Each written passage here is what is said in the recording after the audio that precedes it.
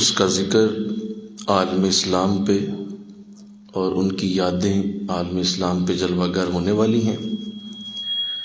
کل رات انشاءاللہ العزیز 27 رجب کی رات ہے، جو کہ اللہ نے معراج کا خوبصورت تحفہ اپنے نبی کو اسی رات میں عطا فرمایا۔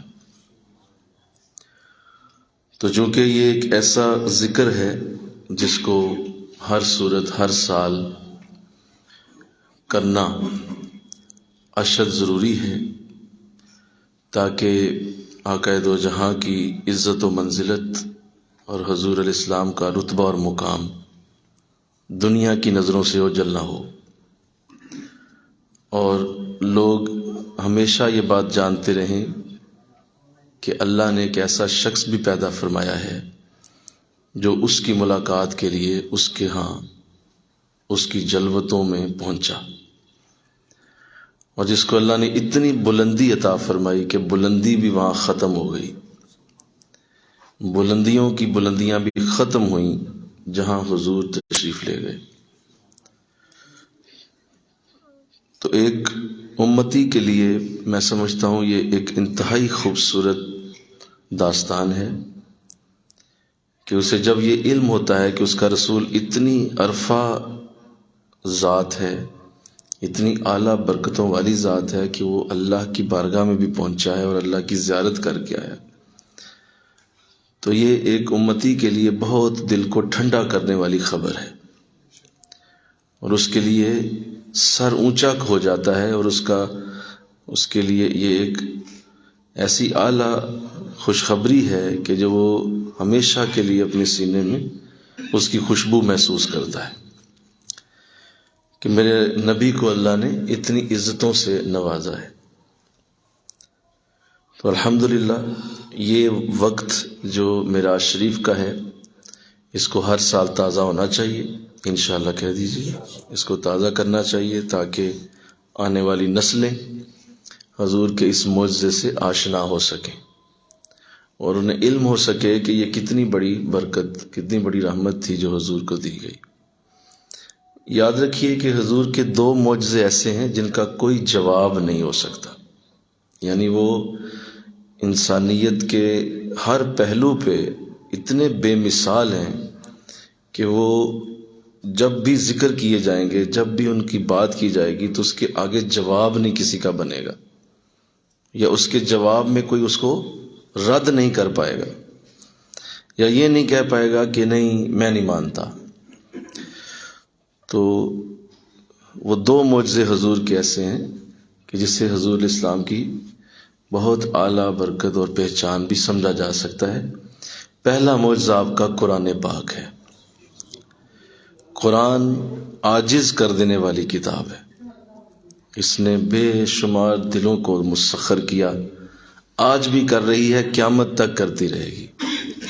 لوگ اس کو پڑھ پڑھ کے اللہ کی بارگاہ کے مسافر بنیں گے، اس کو پڑھ پڑھ کے لوگ نیکی کا راستہ لیں گے، اور جب قرآن کی طرف لوگ پلٹیں گے تو انہیں اللہ کا راستہ ملے گا۔ قرآن اللہ کے رسول کا زندہ معجزہ ہے، حضور کا زندہ ترین معجزہ قرآن ہے، اور یہ ہر دور میں اسی طرح لہلاتا رہے گا، اس کی خوشبو باقی رہے گی، اس کی چمک کبھی ماند نہیں پڑے گی، اس کے الفاظ کا زور کبھی بھی اپنے زور سے نیچے نہیں آئے گا، بلکہ ہمیشہ کے لیے اس کا زور قائم رہے گا۔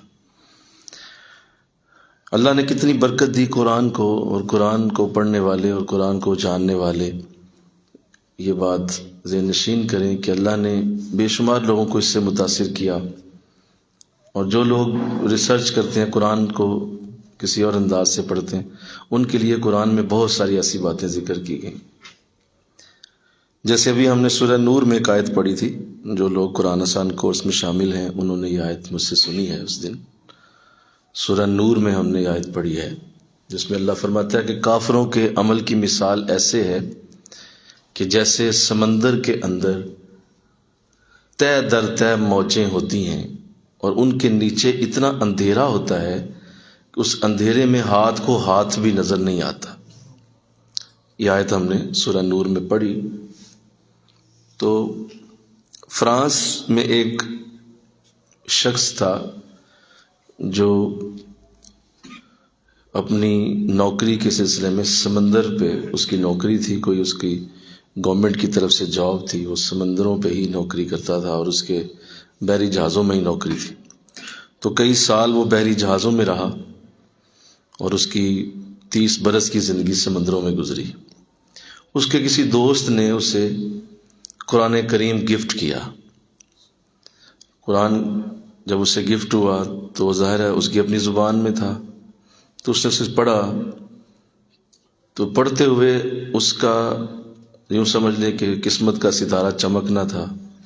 اس کے سامنے یہ آیت آ گئی کہ قرآن میں اللہ فرماتا ہے کہ کافروں کے اعمال کی مثال ایسے ہے کہ جیسے سمندروں کی موجوں کے اوپر موجیں، اور پھر وہ نیچے جب وہ موجیں جاتی ہیں تو اتنا اندھیرا ہو جاتا ہے کہ ہاتھ کو ہاتھ بھی نظر نہیں آتا. تو یہ پیور ایک سمندری ایک گفتگو ہے، سمندر کا ایک انداز ہے. تو اس نے جب یہ آیت پڑھی تو اس نے وہ نسخہ اٹھایا اور اس دوست کے پاس چلا گیا. اس نے کہا یہ قرآن میں تمہارے لکھا ہوا ہے کہ سمندر میں اس طرح ہوتا ہے. تو یہ تو میں 30 برس ہو گئے سمندر میں رہتے ہوئے، مجھے بڑی سمندر کی پہچان ہے، یہ تو بڑا گہرا معاملہ ہے، یہ تو مجھے پتا ہے کہ کتنی گہرائی میں جا کے اندھیرا شروع ہوتا ہے اور موجوں کے اوپر موجیں آتی ہیں. تو میں پوچھنے تم سے یہ آیا ہوں کہ مجھے یہ بتاؤ کہ کیا تمہارا رسول کبھی سمندر میں سفر کرتا تھا؟ تم کہتے ہو کہ تمہارے رسول پہ اتری ہے، تو کیا وہ سمندر میں کبھی اس نے سفر کیا ہے؟ تو اس نے کہا نہیں، سیرت میں تو کسی جگہ ایسا نہیں ہے، اور واقعی آقا دو جہاں صلی اللہ علیہ وسلم نے کبھی سمندر میں سفر نہیں کیا. تو اس نے کہا نہیں، حضور نے تو سمندر میں سفر نہیں کیا. کہا تو پھر یہ بات اس کو کس نے بتا دی؟ اور 1400 سال پہلے جب سائنس کا وجود بھی نہیں تھا، آج میں 30 برسوں میں جان پایا ہوں کہ کتنی موجوں کے اوپر موجیں چڑھتی ہیں، پھر کہیں سمندر میں اندھیرا پیدا ہوتا ہے. اس کا مطلب ہے کہ یہ خدا کی ہی کتاب ہو سکتی ہے، یہ اللہ ہی کی کتاب ہے. یہ تمہارا رسول سمندر میں گیا ہی نہیں، تو مجھے 30 برسوں میں یہ علم ہوا ہے. تو الحمدللہ اس پہ اللہ کا شکر ہے، ہمارے ہاتھ میں وہی کلام ہے جو اللہ کا کلام ہے. لیکن افسوس یہ ہے کہ ہم صرف سبحان اللہ کہہ دیتے ہیں، اس سے اگلا سٹیپ لینا پتہ نہیں وہ دن کب آئے گا. مر کھپ جائیں گے اور پھر جو ہے جا کے کبھی شاید وہاں حشر میں شاید پھر رونا پڑے کہ دیکھو پتہ بھی تھا، اتنی بار سبحان اللہ بھی کہا تھا، لوگوں نے بھی کہا تھا اللہ کا کلام ہے، لیکن نہیں پڑھا، پڑھنے کی کوشش ہی نہیں کی، ذہن ہی نہیں کبھی ادھر گیا. حضرت صاحب بھی کھپ گئے تھے لیکن نہیں پڑھا، ذہن کبھی جاتا ہی نہیں ادھر. تو ہم اب دیکھو وہ فرانس کا رہنے والا ایک، اور اس نے جب یہ سنا کہ حضور الاسلام نے ایسا جملہ کہا ہے اور آپ کی کتاب میں یہ لکھا ہے، اور پھر یہ کہ وہ شخص کبھی سمندر میں بھی نہیں گیا، تو اس نے کہا بھائی کتاب بعد میں دیکھوں گا، پہلے مجھے کلمہ پڑھا کے مسلمان کرو یار، مجھے بھی ایمان کی دولت دے دو، یہ تو سچی کتاب ہے. تو جو کہ لوگ اس کو اور انداز سے پڑھتے ہیں، ان کے ذہن میں اور انداز ہوتے ہیں، ان کے سوچوں میں معاملات اور ہوتے ہیں. ہم اسے روٹی پانی کی کتاب سمجھتے ہیں. مجھے بتائیں مسلمان کب پڑھے گا اسے اللہ کے لیے؟ وہ دن بتا دیں کب آپ اللہ کے لیے اسے پڑھیں گے. یہ تو اس قدر کرم والی کتاب، اس قدر فضل والی کتاب کی حد ہو گئی. اور جو بلکہ میں یہ بات ادھر نکل گئی تو بات کہیں اور چلی جائے گی، میرا مقصد آج معراج شریف کا ہے. لیکن جو اسے کسی تحقیق کے لیے پڑھتا ہے تو قرآن اس کو کھلا چیلنج کرتا ہے کہ آؤ میرے پاس، میں تمہیں ہر علم کا سرا پکڑاتا ہوں، تم آگے خود ریسرچ شروع کرو اس پہ. میرے پاس ہر علم کی چابی موجود ہے، ہر علم کا پہلا دروازہ قرآن ہے. تم اسے دکانداری کے لیے پڑھتے رہتے ہو، دکان چل جائے. اور خدا کے لیے ظالموں، کیا اس کے لیے قرآن اترا تھا؟ کیا تمہاری بچوں کی پیدائش قرآن کروانے آیا ہے؟ بیٹا ہو جائے، بیٹی ہو جائے، کیا کر رہے ہو اس کے ساتھ؟ یہ تو کتاب سائنس نہیں ہے، کتاب دکان نہیں ہے، کتاب کاروبار نہیں ہے، یہ کتاب ہدایت ہے۔ کیا ہے بولو؟ یہ کتاب ہدایت ہے، وہ نہیں لینی اس سے، باقی سب کچھ لے لو، باقی لیتے جاؤ لیتے جاؤ، بس ہدایت رہنے دو، ہدایت کی ضرورت ہی نہیں ہم پہلے ہی مسلمان ہیں۔ لو یہ انداز دیکھو ان کا ذرا، ہم چونکہ پہلے ہی مسلمان ہیں، ہمیں ہدایت کی کیا ضرورت ہے؟ ہمیں مل چکی ہے ہدایت، یہ تمہاری غلط فہمی۔ سارا دن شیطان تمہیں اپنی انگلیوں پہ نچاتا ہے اور کہتا ہے ہدایت مل چکی ہے مجھے۔ تو لہذا کتاب ہدایت سے جو لینا چاہیے تھا وہ لوگ نہیں لے رہے۔ تو یہ اللہ کا وہ عظیم کلام، یہ حضور کا زندہ معجزہ ہے، مل کے کہو سبحان اللہ۔ دوسرا جو حضور کا معجزہ ہے وہ معراج شریف ہے، جس کا کوئی جواب نہیں، جس کی کوئی کسی قسم کی کسی بھی فورم پہ کھڑے ہو جائیں اور آپ حضور کی معراج کا ذکر کریں، کسی کی زبان کھلے گی نہیں کہ اتنا بڑا اعزاز دیا گیا۔ مل کے کہو سبحان اللہ، کہ اللہ نے اپنے ہاں بلایا اور اپنی زیارت سے مشرف فرمایا، اور پھر کان قاب قوسین او ادنا، اس طرح قربت ہوئی جیسے دو کمانیں قریب ہو جاتی، اتنی قربت میں آئے کہ دو کمانوں جیسی قربت آ گئی، اتنے قریب ہو گئے۔ تو اتنی قربت میں میرا رسول گیا۔ تو لہذا یہ دو معجزے، ان کا ذکر ہونا چاہیے انشاءاللہ کہو، تاکہ ان کا ذکر کبھی بھی مدھم نہ ہو، ان کا ذکر کبھی چھوڑا نہ جائے، اور اس کو معمولی سمجھ کے چھوڑ نہ دیا جائے۔ کوئی بات نہیں، میرا آج سب کوئی پتہ ہے پھر بیان کرو، پھر پتہ ہے پھر بیان کرو، اور پتہ ہے اور بیان کرو، اسے نہ چھوڑو، کیونکہ یہ حضور علیہ السلام کو بڑا پسندیدہ ترین آپ کی یہ خوبصورت سیر ہے، جو آپ کو خود بڑی پسند تھی، کیونکہ آپ اللہ سے ملاقات کر کے آئے۔ تو قرآن نے اس کا ذکر کیا۔ معراج جب ہوئی ہے تو یہ جو ہے اس دور میں ہوئی کہ جب مدینہ سے ہجرت سے 1 سال پہلے، مدینہ ہجرت سے بولو 1 سال پہلے کے حالات اتنے سخت تھے کہ حضور علیہ السلام نے اس سال کو عام الحزن کا نام دیا، غم والا سال۔ حالانکہ حضور خود بھی اس کے قائل نہیں ہیں، اور نہ ہی آپ کے دین میں ایک غم کی یادگار رکھی جاتی ہے۔ یعنی اگر کسی کا وصال ہو جائے آپ کے گھر سے، آپ کے رشتہ داروں میں سے، آپ کے اپنے معاملات، اپنے عزیزوں میں سے، تو بھی صرف 3 دن سے زیادہ منع ہے سوگ منانا، اور اس کی یاد رکھنا 3 دن سے زیادہ منع کیا گیا۔ چوتھے دن کہا اپنے کام شروع کرو، جاؤ شاباش، دکان کھولو جا کے۔ اللہ کا مال تھا، اللہ نے لے لیا، بولو اللہ کی چیزیں تھیں، اللہ نے واپس لے لی۔ اللہ نے دیا تھا بیٹا، لے لیا، اللہ نے بیٹی دی تھی، لے لی، اللہ نے بھائی دیا، لے لیا، اللہ نے والد دیا، لے لی، اللہ نے ماں دی، لے لی۔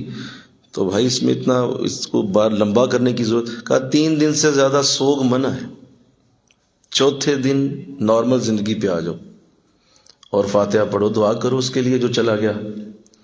تو حضور کے دین میں سوگ نہیں ہے، قطعاً نہیں ہے۔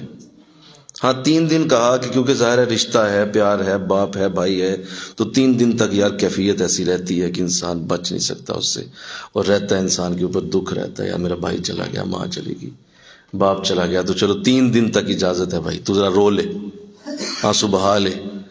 چوتھے دن منع کر دیا۔ تو چونکہ اسلام میں یہ نہیں ہے، لیکن اس کے باوجود اس قدر سخت معاملات تھے کہ حضور نے پورے سال کو ہی غم کا سال قرار دیا۔ ایک تو آپ کی سب سے عزیز زوجہ حضرت خدیجہ رضی اللہ تعالیٰ عنہ، ان کا وصال ہوا، اور آپ وصال کر گئیں، جنہوں نے پہلے قدم سے لے کر حضور کے ساتھ قدم ملایا تھا، بڑی محبت دی تھی، بڑا پیار کیا، بہت عشق فرمایا آپ سے۔ اور اصل میں جسے خاتون اول کہنے کا اعزاز حاصل ہے اس کائنات میں، وہ حضرت سیدہ خدیجہ رضی اللہ تعالیٰ، پہلی زوجہ آپ کی وصال ہو گیا، اور ظاہر ایک بہت بڑی مدد تھی جو آپ کے ساتھ تھی۔ اس کے بعد آپ کے چچا ابو طالب، جنہوں نے بڑی محبت کی، بڑا پیار دیا، بہت آپ کا ساتھ دیا، وہ بھی اسی کے بعد وصال کر گئے۔ تو یہ دو بہت بڑے سہارے تھے حضور کے، جنہوں نے آقا دو جہاں صلی اللہ علیہ وسلم کے ساتھ بڑی محبت فرمائی ہے، تو حضور نے بھی ان سے بڑی محبت کی، تو یہ دونوں ہی وصال کر گئے۔ یوں ایک طرف سے ابو طالب جو باہر کی سختیوں کو آپ تک نہیں آنے دیتے تھے، راستے میں رکاوٹ بن جاتے تھے، بھائی مجھ سے بات کرو، میرا بھتیجا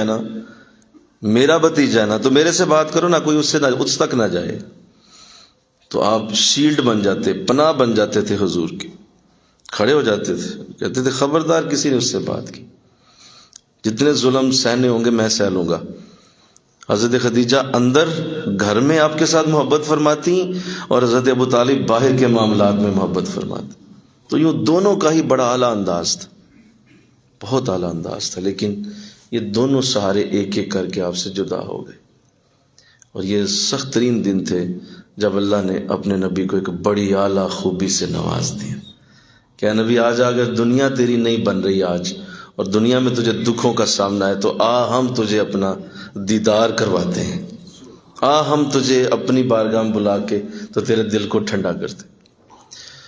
تو حضور علیہ السلام کو معراج شریف عطا کی گئی۔ اس میں یاد رکھیے کہ یہ معجزہ تو ہے ہی ہے، لیکن اس میں ہمارے لیے بہت ساری سیکھنے کی باتیں ہیں۔ حضور کی عزت و برکت تو اپنی جگہ قائم رہے گی، کبھی ختم نہیں ہوگی، لیکن میرے اور آپ کے لیے اس میں بہت ساری سیکھنے کی باتیں، بلکہ مفسرین نے ایک جملہ لکھا ہے معراج شریف کے حوالے سے۔ مفسرین فرماتے ہیں کہ معراج شریف کی گفتگو اسلام کی ریڑھ کی ہڈی ہے۔ کیا کہا؟ سارے بولو، یہ اسلام کی ریڑھ کی ہڈی ہے، اتنی ضروری گفتگو ہے یہ۔ بہت ساری اسلام کی اصولوں کے تک آپ کی رسائی ہوگی، اور آپ بہت ساری چیزیں سیکھیں گے معراج شریف کے ساتھ۔ ایک تو پہلے اس میں جو اہم بات وہ یہ ہے کہ جب بھی آپ کی زندگی میں حالات ایسے آ جائیں کہ جس میں آپ اتنی سخت ٹینشن میں ہوں، اتنی سخت پریشانی میں ہوں کہ آپ کو کوئی راہ نظر نہ آ رہی ہو، اور آپ نیک بھی ہوں، آپ اللہ کے ہاں سجدہ ریز ہونے والے بھی ہوں، آپ قرآن کی محبتوں والے بھی ہوں، اور آپ کی زندگی میں ایسے دن آ جائیں جو بہت سخت پریشانی اور دکھ والے ہیں، تو سمجھ لینا کہ اب تمہیں بھی اللہ معراج دینے والا ہے۔ کوئی نہ کوئی تمہارے لیے رنگ کھولے گا، کوئی نہ کوئی تمہارے لیے دروازہ کھولنے والا ہے وہ، کیونکہ یہی حضور کے ساتھ ہوا تھا۔ اور حضور کی تابعداری میں جتنے لوگ ہوں گے ان کے ساتھ بھی زندگی میں یوں ہی ہوگا کہ جب ان کے اوپر زندگی تنگ ہو جائے گی، پریشانیاں ٹوٹ پڑیں گی، تو اللہ ان کے لیے دروازہ ایسا کھولے گا جہاں سے پریشانیاں بھی ختم ہوں گی اور دل کو تسلی بھی آئے گی۔ تو ایک تو مومن کے لیے یہ خوشخبری ہے، مومن کے لیے یہ ایک بہت اچھی خبر ہے کہ اگر اچھا ایسے حالات آ رہے ہیں تو انشاءاللہ میرا رب میرے لیے آسانی بھی پیدا کرے۔ ان مع العسر یسرا فان مع العسر یسرا، بے شک ہر مشکل کے ساتھ آسانی ہے، اور ہر مشکل کے ساتھ بے شک آسانی ہی ہے۔ ہم تمہیں مشکل اگر دے رہے ہیں تو ایک وقت آئے گا تمہیں آسانی بھی دے۔ تو ایک تو اس سے یہ بات سیکھنے کو ملی کہ اللہ ہر ایک کے ساتھ ایسا ضرور کرے گا، اور اگر کبھی ایسے دن آئیں تو پریشان نہیں ہونا۔ دوسرا معراج شریف کو اس لیے بھی عطا کیا گیا آپ کو کہ حضور علیہ السلام کی چونکہ رسالت قیامت تک کے لیے ہے، آپ کی نبوت قیامت تک کے لیے، آپ کا ہر معجزہ قیامت تک کے لیے، لہذا اللہ اپنے نبی کو چونکہ قیامت تک کے لیے برکت دینے والا تھا، اور بے شمار دور آنے والے تھے، بے شمار لوگ قیامت تک آ کے تو ان کی زندگیوں کے اندر بہت ساری چیزیں آنے، سائنس کا وجود بننے والا تھا، پھر لوگوں نے جہاز بنانے تھے، راکٹ بنانے تھے، بڑے بڑے جو ہے پلین کریٹ ہونے تھے، اور پھر وہ ہواؤں میں اڑنے تھے، اور بلکہ ایسی بھی ایجاد کر لی گئی کہ روشنی سے بھی تیز چلنے والا جو ہے پلین کریٹ کر لیا گیا۔ اتنی جو انسان نے ایجاد کرنی تھی، تو ہو سکتا تھا کہ کوئی شخص بدبخت یہ اٹھتا کسی دنیا کے کونے سے اور کہتا کہ مسلمانوں کا نبی کیا ہے ہمارے سامنے، دیکھو ہم تو ہواؤں میں اٹھتے ہیں، ہواؤں میں چلتے ہیں، ہواؤں میں تیرتے ہیں، وہ زمین پہ چلنے والی مخلوق رہا، ہم تو دیکھو کہاں سے کہاں پہنچ گئے۔ تو کوئی بدبخت ایسا جملہ بول دیتا تو آقا دو جہاں کی شان کریمہ کا اسی دور میں اللہ نے دفاع فرما دیا کہ کوئی قیامت تک کے لیے بھی یہ لفظ اپنی زبان پہ نکالنے سے پہلے 1000 دفعہ سوچے، کیونکہ جہاں حضور کے قدم لگے ہیں وہاں تک کسی کی رسائی نہیں ہو سکتی، کسی کی رسائی وہاں تک نہیں کی جائے گی۔ اللہ اس قدر اونچا کر دیا حضور کو اس قدر بلندیوں تک پہنچا دیا کہ کوئی بڑے سے بڑا راکٹ بنا کے بھی، بلکہ حضرت امام رفاعی رحمۃ اللہ تعالی علیہ آپ اپنی ملفوظات میں لکھتے ہیں کہ مجھے اللہ نے ذکر کے دوران ذکر کرتے ہوئے میری روح کو عروج ملا، میری روح نے پہلا آسمان طے کر لیا، روح نے دوسرا آسمان طے کر لیا، تیسرا آسمان، میں اپنی اس ذکر کی، اللہ کے ذکر کی برکت سے اتنی بلندی تک جا پہنچا کہ 700 عرش میں نے عبور کر لیے۔ اتنے عرش جب عبور کیے تو مجھے آواز آئی کہ اے امام رفاعی، کدھر کا ارادہ ہے؟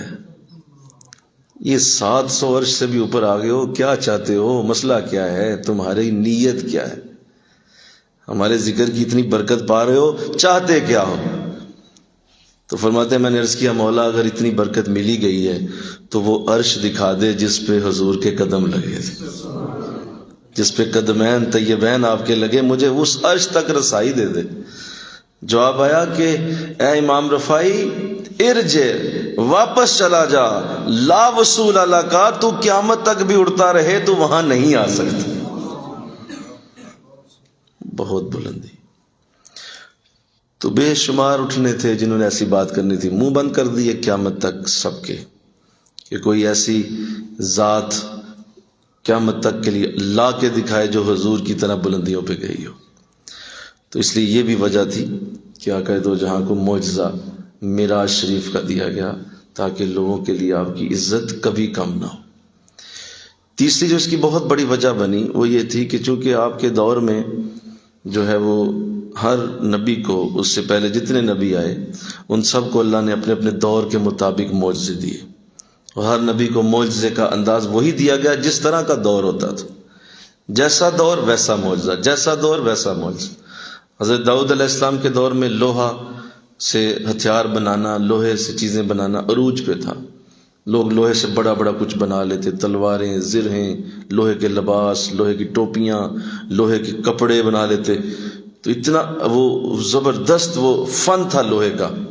اللہ نے آپ کو معجزہ دیا کہ آپ کے ہاتھوں میں آتے ہی لوہا نرم فوم کی طرح ہو جاتا تھا، جبکہ انہیں پگھلانا پڑتا تھا، انہیں آگ لگانی پڑتی تھی تب لوہا گرم سے نرم ہوتا، آپ ہاتھ لگاتے لوہا نرم ہو جاتا۔ تو اللہ نے معجزہ دیا۔ حضرت سلیمان علیہ السلام کو پوری زمین پہ حکومت عطا کر دی۔ حضرت موسیٰ علیہ السلام کے لیے دریا کو پھاڑ دیا، بلکہ کہو سبحان اللہ، کلام کیا، ان سے بات کی، جادوگروں کے سامنے ان کو عظیم اور بلند کر دیا۔ تو جیسا حضرت عیسیٰ علیہ السلام کا دور آیا، حکیمت کا دور تھا، حکیم اپنی پوری آواز سے بولتے تھے، سینہ کو چوڑا کر کے کہا کرتے تھے کہ بس مرنے سے پہلے ہمارے پاس لے آؤ، کسی قسم کا مرض و مرنے نہیں دیں گے، ایسی دوائی پلائیں گے مرے گا نہیں مریض۔ کوئی اندھا لے آؤ، اس کے لیے کوشش کر لیتے ہیں لیکن ہار گئے۔ جب حضرت عیسیٰ کا آپ کا معجزہ ظاہر ہوا تو آپ نے فرمایا کہ اچھا یہ تو کہتے ہیں کہ مرنے سے پہلے لے آؤ، میرے پاس کوئی مرا ہوا لے آؤ، میں اسے زندہ کر دوں۔ دور کے مطابق معجزے دیے گئے۔ تو آقا دو جہاں کو بھی دور کے مطابق معراج شریف عطا کی کہ لوگوں نے قیامت تک کے لیے بڑے جو ہے وہ جہاز بنانے تھے، راکٹ کریٹ کرنے تھے، تو وہ سب حضور کے قدموں کے نیچے آ گئے۔ اللہ اکبر۔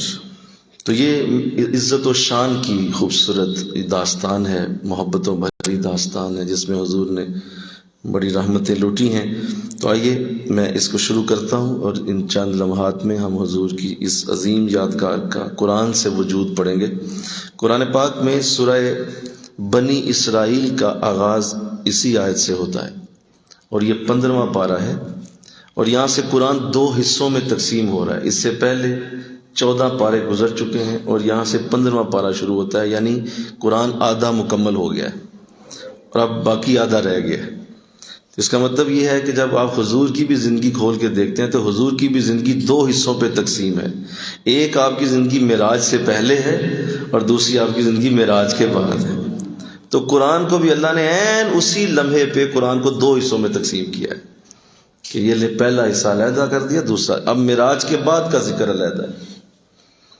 ارشاد فرمایا، بسم اللہ الرحمن الرحیم، سبحان الذی، پاک ہے وہ ذات اسرا بعبدہ جس نے سیر کرائی اپنے بندے کو لیلاً رات کے تھوڑے سے حصے میں من المسجد الحرام الی المسجد الاقصی مسجد حرام سے مسجد اقصی تک الذی بارکنا حولہ لنوریہ من آیاتنا اور وہ مسجد اقصی جس کے ارد گرد ہم نے برکت رکھی ہے تاکہ ہم اسے اپنی عظیم نشانیاں دکھائیں انہ هو السمیع البصیر بے شک وہ سنتا بھی ہے اور دیکھتا بھی ہے۔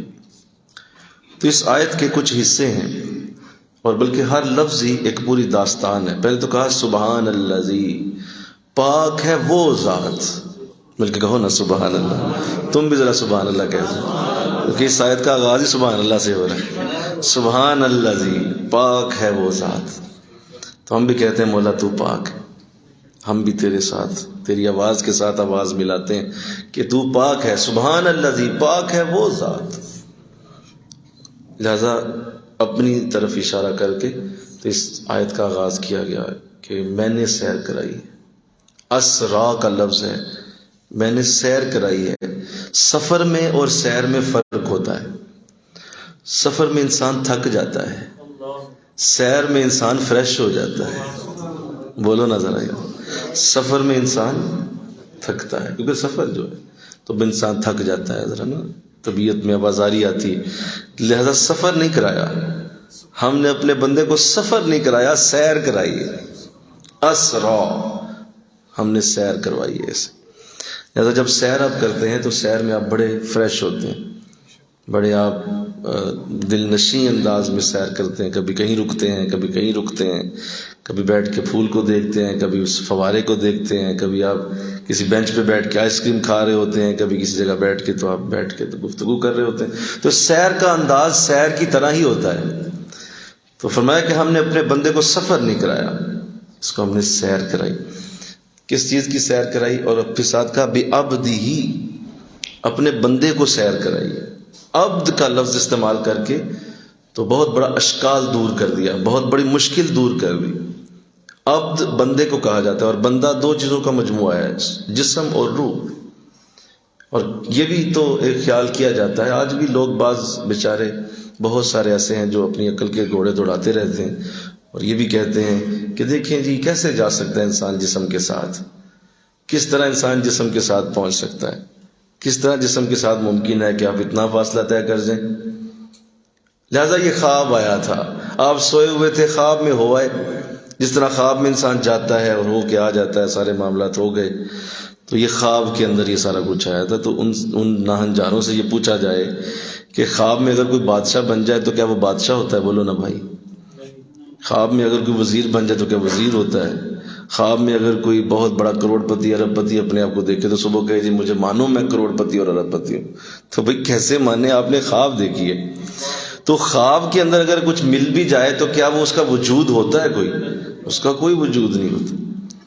تو حضور اسلام اس خواب کو، اگر آپ خواب کہہ رہے ہیں تو آقا اسلام صبح اٹھ کے بتا رہے ہیں کہ میں نے جنت بھی دیکھی ہے، دوزخ بھی دیکھی ہے، اور میں نے مسجد اقصی بھی دیکھی، سارا کچھ دیکھ کے آیا، اور پھر نماز کا تحفہ بھی لے کے آیا، اللہ نے مجھے نماز ادا کی۔ تو یہ اتنی اعلیٰ لفظ کے ساتھ حقیقت کو جوڑ دیا، بعبد، ہم نے اپنے بندے کو کروایا۔ تو بندے سے مراد جسم اور روح دونوں، یعنی حضور اپنے جسم اقدس کے ساتھ اللہ کی بارگاہ میں تشریف لے۔ اور اس طرح کی عجیب و غریب گفتگو کر کے آپ شان کریمہ کو گھٹانے کی کوشش کریں گے تو آپ کے سامنے بڑے لوگ کھڑے ہو جائیں گے جو آپ کو رد کر سکتے ہیں۔ میرے پاس وقت نہیں، میں ادھر نہیں جانا چاہتا، لیکن میں عبد کے لفظ سے ہی یہ اشارہ دے رہا ہوں کہ یہ جسمانی معراج تھی۔ الحمدللہ کہہ دو، لہذا ایسا ہے، اس میں کوئی شک نہیں ہے۔ کب کروائی؟ لیلاً، دو محبوب جب ملتے ہیں تو رات کا وقت بڑا مناسب ہوتا ہے، دن میں نہیں کرائی۔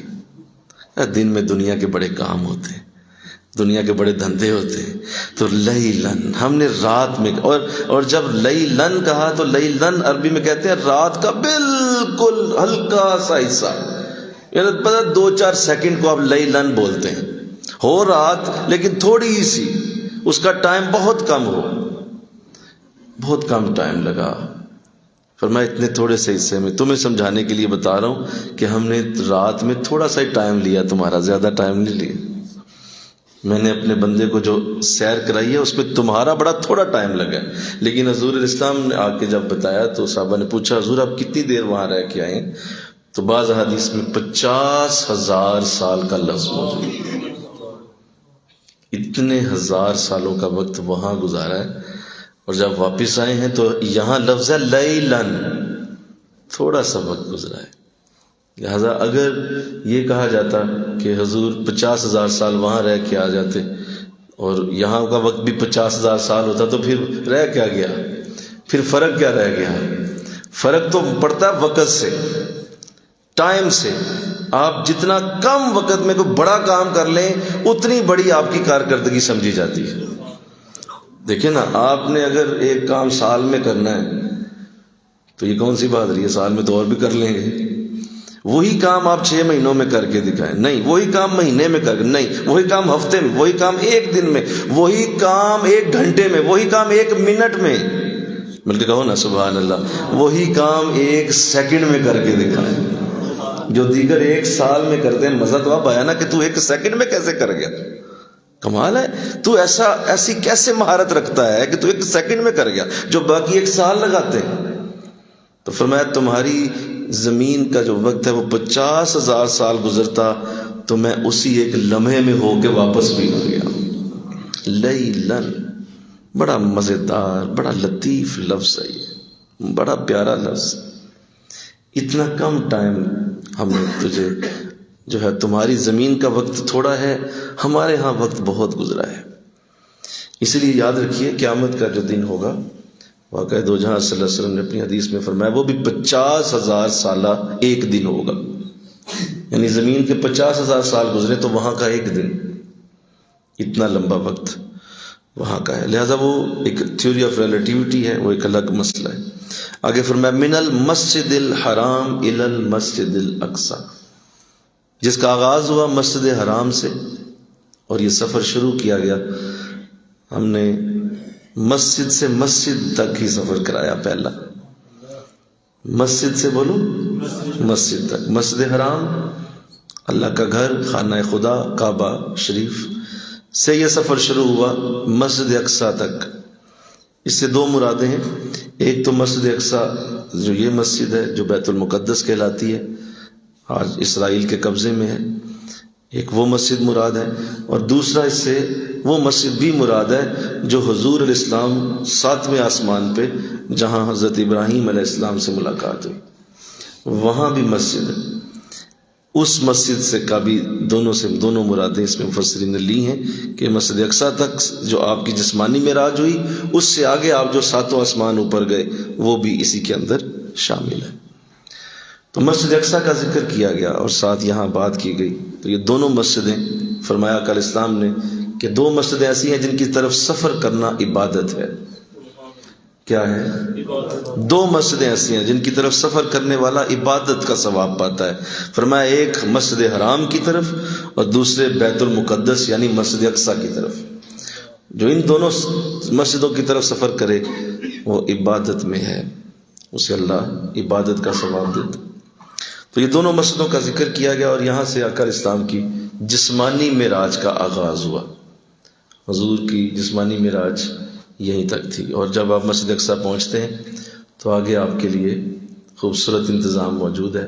بلکہ راستے میں بھی آپ فرماتے ہیں جب میں جا رہا تھا براق پہ سوار ہو کے، میں مختصر کرتا چلا جا رہا ہوں، لمبا واقعہ میں اسے مختصر کرتا ہوں. براق پہ سوار ہو کے جب میں جا رہا تھا تو راستے میں حضرت موسیٰ علیہ السلام کی قبر آئی اور آپ اپنی قبر میں کھڑے ہو کر مجھ پہ درود و سلام پڑھ رہے تھے. کیسے ہو کر؟ میں آپ کو وہ لفظ پڑھاؤں، کھڑے ہو کر. کیسے پڑھ رہے تھے؟ پھر بول دو. ہم جمعے کے بعد کیسے پڑھتے ہیں؟ کھڑے ہو کے. تو حضور نے اس کا ذکر کیا کہ موسیٰ مجھ پہ کھڑے ہو کے درود و سلام پڑھ رہے تھے. اللہ. تو آپ نے جب گزرتے دیکھا ہوگا تو سلام کیا حضرت موسیٰ نے اور سلام پڑھا اور درود پڑھا. جب حضور گزر گئے تو کیا خوبصورت انداز ہے نبی کا نبی کیسا اعلیٰ ہوتا ہے.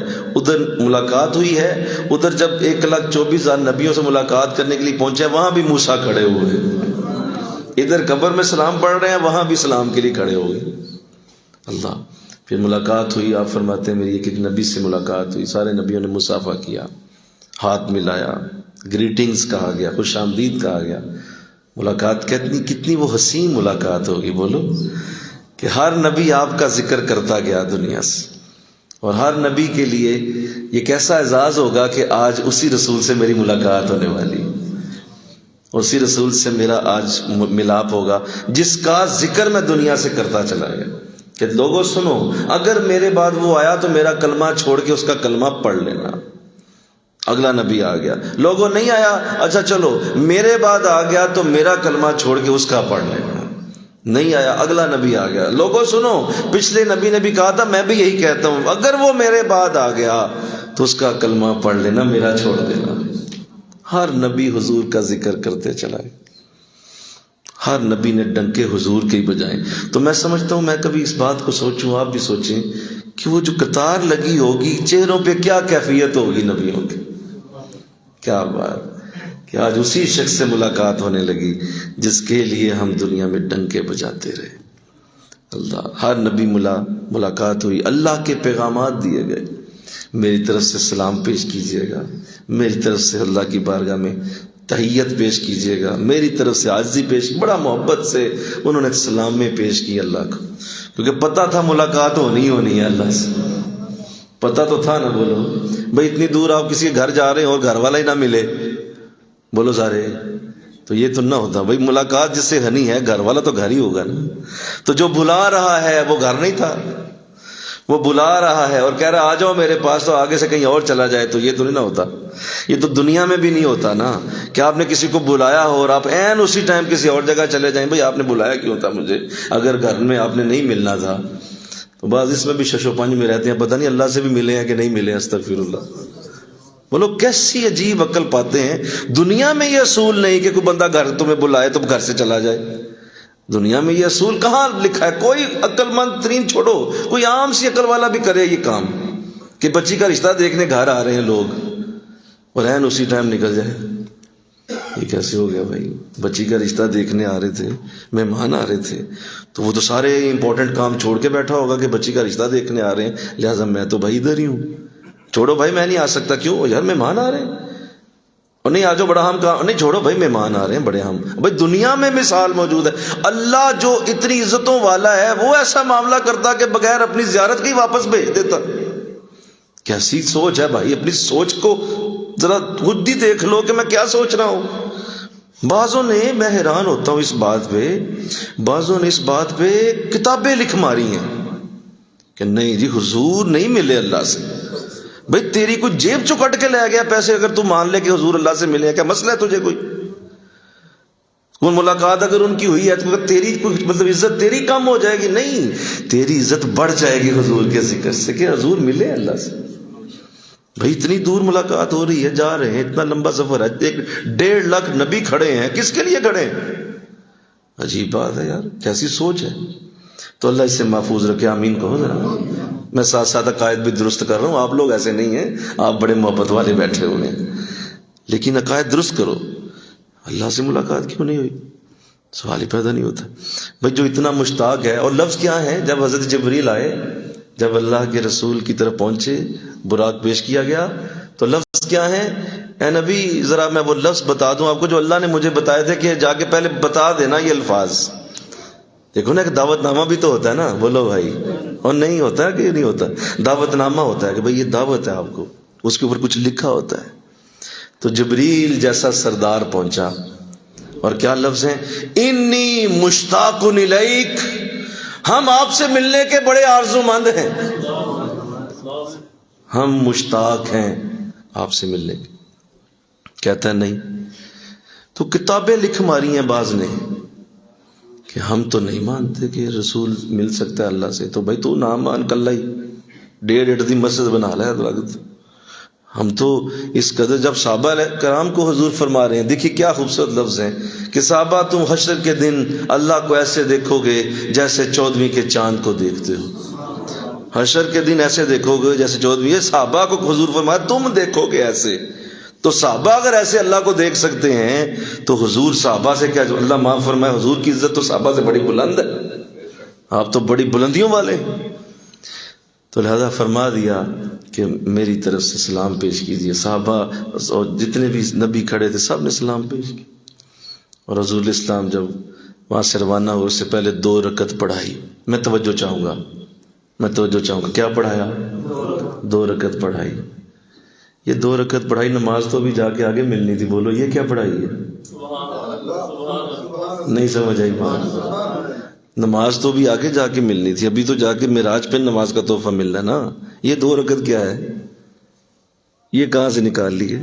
کس طرح پڑھا دی ہے؟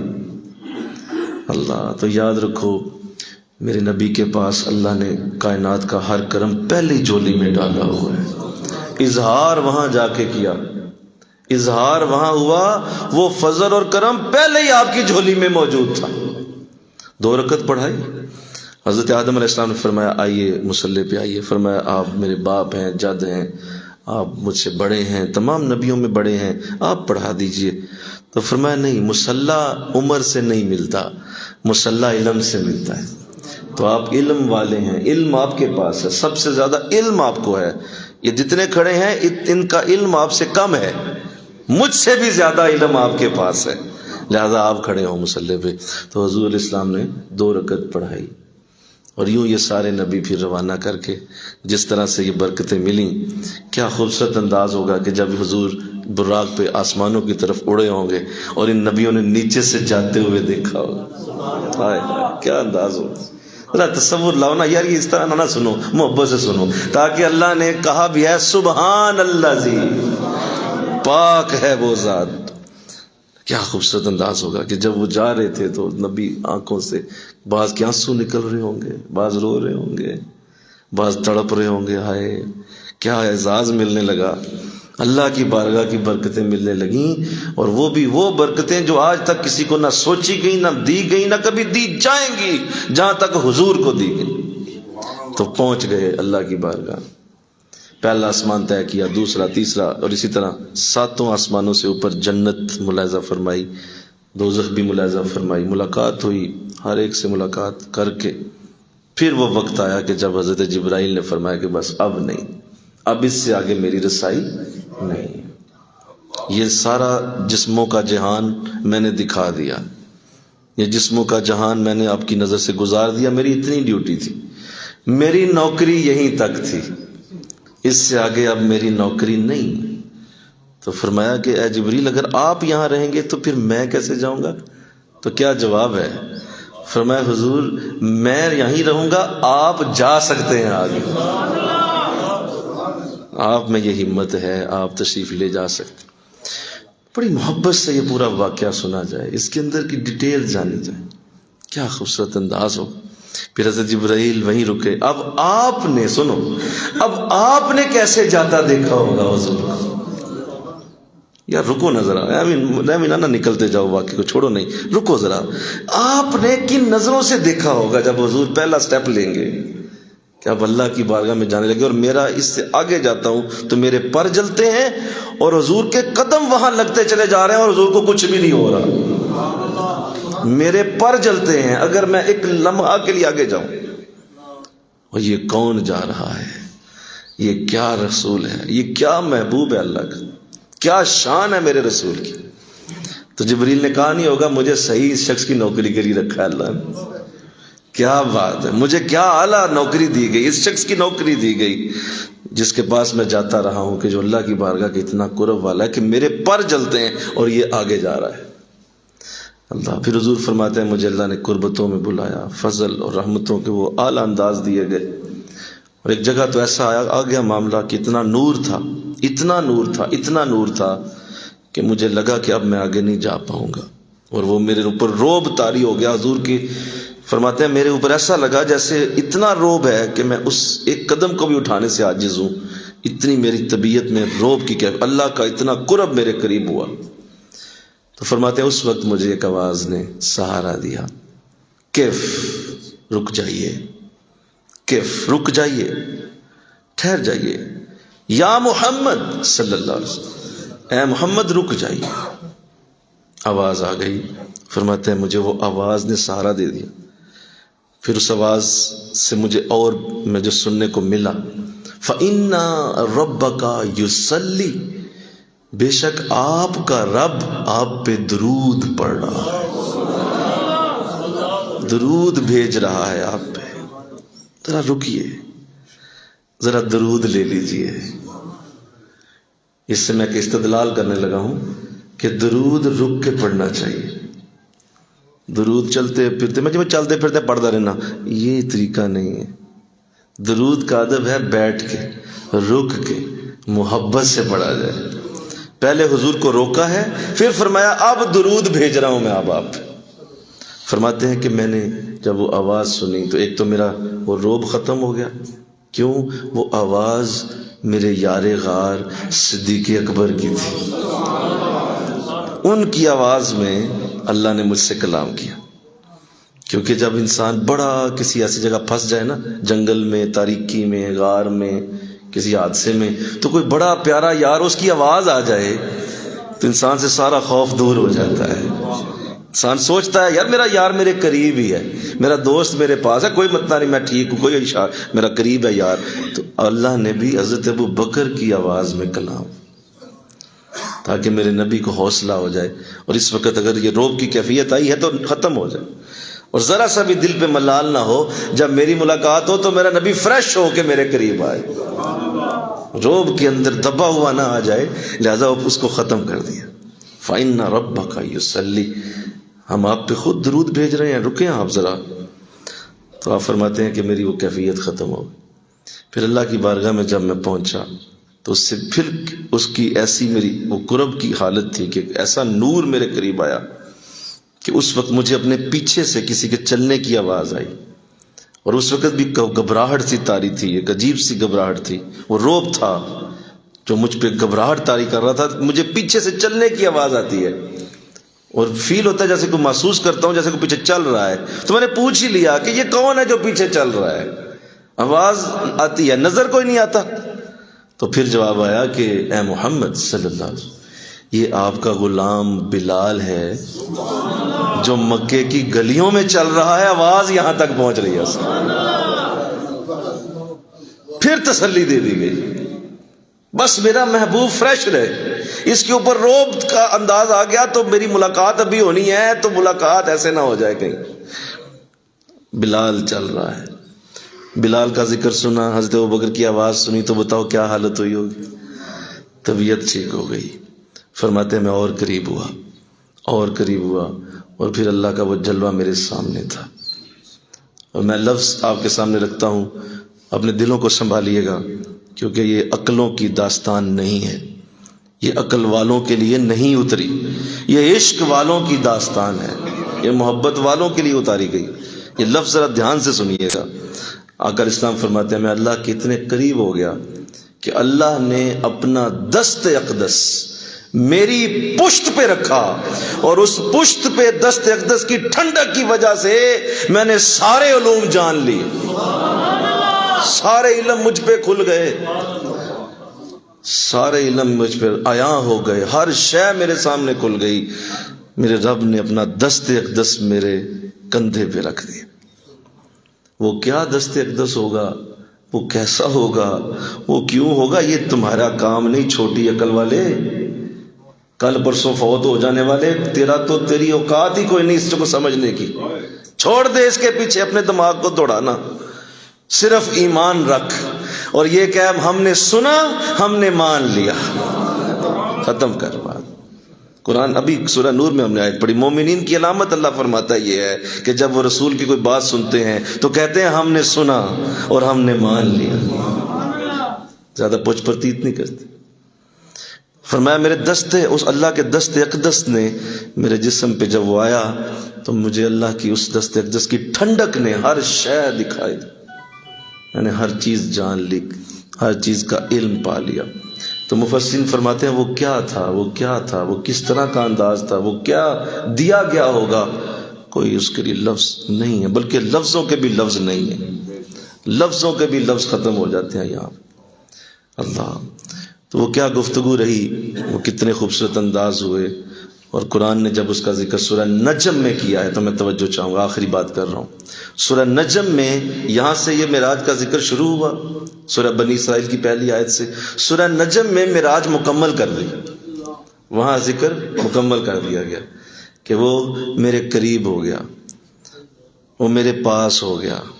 فَأَوْحَى إِلَىٰ عَبْدِهِ، یہاں بھی عبدہ، وہاں بھی عبدہ. فَأَوْحَى إِلَىٰ عَبْدِهِ مَا أَوْحَى، ہم نے اپنے نبی سے باتیں کی، ہم نے اپنے بندے سے باتیں کی، جو مرضی باتیں کی، جو چاہے کی. مَا أَوْحَى، جو چاہے کی ہو. تجھے کیا اس سے بھائی، شکر کر، تمہیں بتا رہا ہوں. میں کہوں نا سبحان اللہ، شکر کر، تجھے خبر دے رہا ہوں کہ میں نے کی باتیں اپنے رسول سے، اپنے بندے سے باتیں کی. فَأَوْحَى إِلَىٰ عَبْدِهِ، ہم نے وحی کی اپنے نبی پر. اچھا، پہلے وحی کے لیے جبریل استعمال ہوتے تھے، بولو نا، اور بولو نا بھائی، پہلے کون استعمال ہوتا تھا؟ وحی کون لے کے آتا تھا؟ اب جبریل کہاں ہے؟ وہ تو بہت پیچھے رہ گیا، اس کی تو اوقات ہی ختم ہو چکی، وہ تو کہاں کا کہاں رہا. اب ڈائریکٹ وحی ہو رہی ہے. فَأَوْحَى إِلَىٰ عَبْدِهِ مَا أَوْحَى، ہم نے وحی کی اپنے بندے پہ جو مرضی وحی کی. فَكَانَ قَابَ قَوْسَيْنِ، اور اتنا قریب آ گئے جتنا دو کمانیں قریب آتی، او ادنا، بلکہ اس سے بھی زیادہ قریب آ گئے، ہم اور قریب آئے. اب بتائیں اس سے زیادہ تمہیں کیا سمجھائیں، کیا سمجھائیں انسان، تو اس سے زیادہ کیا سننا چاہتا ہے؟ بتاؤ، اور کیا بتاؤں تجھے. یہ دو کمانے قریب آنا، یہ عربوں میں بہت بڑا رواج تھا. جب دو سردار آپس میں ملتے تھے تو ان کا رواج یہ ہے، کیونکہ قرآن عربوں کے لیے پہلے اترا ہے، لہذا اللہ نے وہی رواج، وہی باتیں ان کو بتائی ہیں جو ان میں رائج تھیں. ان کے اندر یہ رائج تھا کہ جب دو سردار ملتے تھے تو وہ اپنی کمانیں اٹھا کے دونوں کمانیں آپس میں جوڑ دیتے تھے، اور وہ کمانیں آپس میں یوں جڑ جاتی تھی. اور اس کا مطلب یہ ہوتا تھا کہ اب اس کے بعد دوسرا عمل وہ کیا کرتے تھے، کمانیں پکڑا دیتے تھے، جو دائیں بائیں کھڑا ہوتا اس کو کمانیں پکڑا دیتے، اور اس کے بعد دونوں گلے لگ جاتے تھے. مل کے کہو نا سبحان اللہ. میں نے اشارہ دے دیا، اب آگے آپ سمجھ لیں. فَكَانَ قَابَ قَوْسَيْنِ، نہیں سمجھے، او ادنا. اس کے بعد ہم نے وہی کیا جو تم دو سردار کرتے ہو، ہم ایک دوسرے کے گلے لگ گئے، سینے لگ گئے. ہم، تمہیں کوئی مسئلہ ہے، تمہیں کوئی پرابلم ہے تو ہوتی رہے. محبت والے محبت کرتے رہیں گے، جلنے والے جلتے رہیں گے، پیار کرنے والے پیار کرتے رہیں گے. او ادنا، ہم اور قریب ہو گئے. اللہ. تو یہ وہ وقت تھا جب حضور سے یہ آفر کی گئی کہ اے اللہ کے رسول، ہے میرے نبی، اب نہ جائیے، آپ رہ جائیے، آپ واپس نہ جائیے. کیا کریں گے جا کے؟ ختم کر دیں، ملاقات ہماری ہو گئی ہے، موقع ختم ہو گیا، اب تو ہمارے درمیان ہے بھی کوئی نہیں، تو لہذا ختم کر دیتے ہیں. ہم کائنات کا لپیٹنا میرے لیے بس ایک لفظ ہی کہنا ہے، کن. ساری کائنات ایک لمحے سے پہلے پھر کر کے غائب ہو جائے گی، کوئی شے موجود نہیں رہے گی. تو آپ کیا کہتے ہیں؟ تو کیا خوبصورت جواب دیا، مولا تو پھر تیری یہ جو زیارت کی برکتیں ہیں یہ کسے دوں گا جا کے؟ مل کے کہو نا سبحان اللہ. یہ جو تجھے ملا ہوں، تیرے ساتھ اتنا وقت گزرنے لگا ہے، اس کی برکت کیا اپنے پاس ہی رکھنی ہے؟ نہیں، میں نے جا کے ابو بکر کو دینی ہے، میں نے عمر کو دینی ہے، میں نے علی اور عثمان کو دینی ہے، میں نے تمام صحابہ کو دینی ہے. اور یہ برکتیں قیامت تک کے لیے ہر مسلمان کو ملنی ہے. اور پھر لکھا جائے گا الصلاۃ معراج المومن، مومن کی معراج نماز ہوتی ہے، یہ لکھا جائے گا. تو اگر میں جاؤں گا ہی نہیں تو مومنوں کو معراج کون کروائے؟ تو مولا مجھے جانے دے. تو جانا تو کمال ہے ہی ہے، واپس آ جانا اس سے بھی بڑا کمال ہے. جو آپ کا واپس آ جانا ہے یہ ایک الگ سٹوری ہے، یہ کبھی موقع ملے گا اس کو بھی چھیڑیں گے کہ آپ واپس کس طرح آ گئے. ابھی تو جانے کی سٹوری اتنی مزیدار ہے، تو واپس آنے کی کیا ہوگی؟ وہ واپسی آپ کی جب ہوئی ہے اور آپ نے اللہ سے عرض کیا ہوگا کہ کس طرح، وہ کیا لفظ ہوں گے کہ مولا مجھے جانے دے، اور میں یہاں مستقل رہنے نہیں آیا، میں مستقل رہنے کے لیے نہیں آیا، ایک ملاقات کرنے آیا ہوں. اصل میرا مقصد نیچے میں تیرے بندے ہیں، تیرے بندوں کو جا کے یہ برکتیں دینی. یہ رحمتیں تیرے بندوں کو بانٹنی ہیں، انہیں تیرے زیارت کی کرم نوازیاں بتانی ہے کہ تو کتنا کریم ہے۔ یہ جنت کس لیے دکھائی مجھے بتا، یہ دوزخ کس لیے دکھائی، جا کے بتاؤں گا، لہذا مجھے جانے دیا جائے۔ اللہ، تو یہ وہ خوبصورت داستان، جب حضور واپس آتے ہیں تو اس کے بعد زندگی کے نئے انداز شروع ہوئے، اور اگلے ہی دن سے اللہ نے فتوحات کا ایک نیا دور شروع کیا، اور اس کے بعد حضور کی زندگی نیچے نہیں آئی۔ سن لو، میں ایک لفظ بولنے لگا ہوں، حضور کی زندگی کا گراف نیچے نہیں آیا، حضور کی عزتیں بڑھتی چلی گئیں اس کے بعد، اور آج تک بڑھتی چلی جا رہی ہیں، قیامت تک بڑھیں گی، حشر کے دن بھی بڑھیں گی، اللہ جنت میں بھی برکتوں کے انداز دیتا جائے گا۔ لہٰذا وہ معراج کا وقت ایسا وقت ہے کہ اس کے بعد حضور کا گراف کبھی نیچے نہیں آیا۔ اس سے پہلے آپ نے جو تکالیف سہ لی، اس کے بعد آپ کی زندگی کے معاملات بڑے بلند ہوئے۔ تو اللہ مجھے آپ کو بھی ایسی توفیق دے دے، اور حضور کی محبت کا یہ ذکر عام کیا جائے، حضور کی چاہت کا ذکر اسی طرح لوگوں تک پہنچایا جائے۔ اپنے گھروں میں اپنے بچوں کو بتاؤ، سارے جمعہ میں تو نہیں سن سکتے، گھروں میں بیویوں کو بتاؤ، بچوں کو بتاؤ، بٹھا کے انہیں بتاؤ یہ چیزیں، تاکہ ان کے ذہنوں کے اندر یہ چیزیں راسخ ہو جائیں، یہ جا کے اثر کریں، اور ان کے ذہنوں میں بھی حضور کی عزت و برکت اور منزلت پیدا ہو، ان کے اندر بھی آقا دو جہاں کا عشق اور اس کا چراغ جلے کہ میرے نبی کا مقام تو کتنا بڑا ہے۔ تو مجھے آپ کو اللہ توفیق عطا فرمائے، وما علینا الا البلاغ، سنتے عطا فرمائے۔